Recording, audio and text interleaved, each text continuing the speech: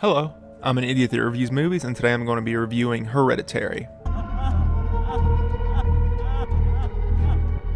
It's heartening to see so many strange new faces here today.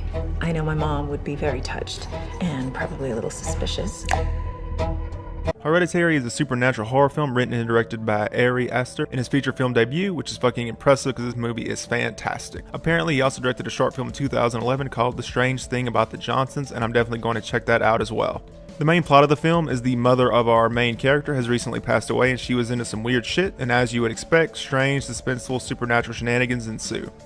The daughter, Annie, has a son named Peter, a husband named Steve, and a daughter named Charlie, who isn't weird at all. Charlie makes his clicking sound with her tongue throughout the film, and at first it was a bit hard to take seriously because it sounds exactly like the outdated Ugandan Knuckles meme.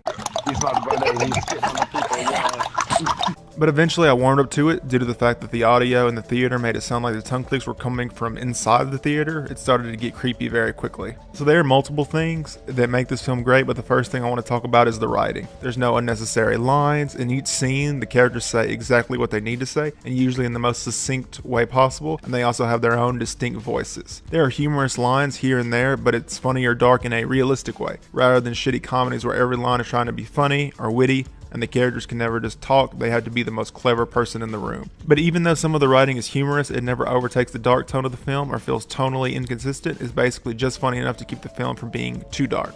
The characters also react to things in a fairly reasonable way. When a character says something that is overly dark or unexpected, the other people in the scene react as you would expect they would, looking at each other and not really knowing what to say. There is one line though that feels weirdly written, like when you're talking to your friend on the phone and they accidentally switch their words or syntax and say something like your biggest house or you are lame very. You know what they're saying, it just comes out weird, and the reason why it stood out is because all the other lines are pretty much perfect, and one line in a 2-hour 17-minute long film isn't bad, but I thought I would mention it.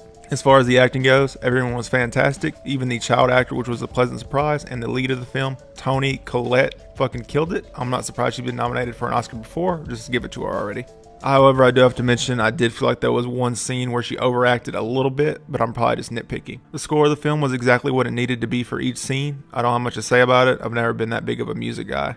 The camera work was also excellent. There's some David Fincher-esque panning shots around corners, point of view shots like Breaking Bad, and slow deliberate shots where nothing is really happening and we're just soaking in the atmosphere like most good horror films. Speaking of Breaking Bad, this movie has a dinner scene that rivals the awkward dinner scene from Breaking Bad. Did you also tell him about my affair?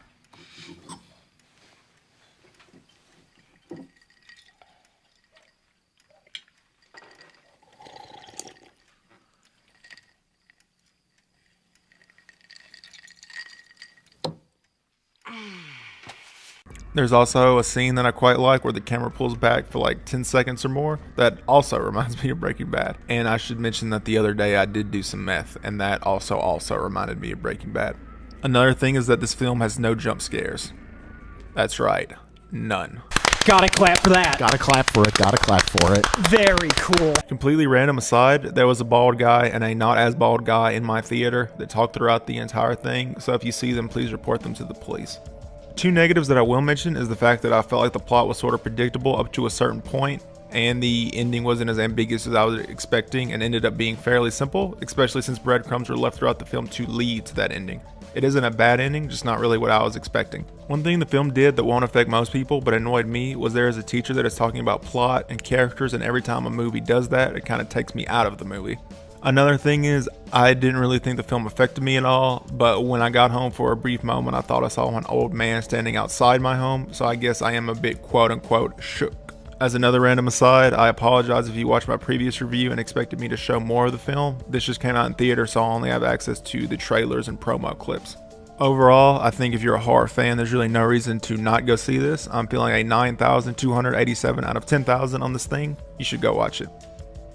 That's it. Please like and subscribe. Blah, blah, blah. A new review every week. And one more fucking thing. If you think I'm a loser or a weirdo for liking a disturbing movie this much, You're goddamn right.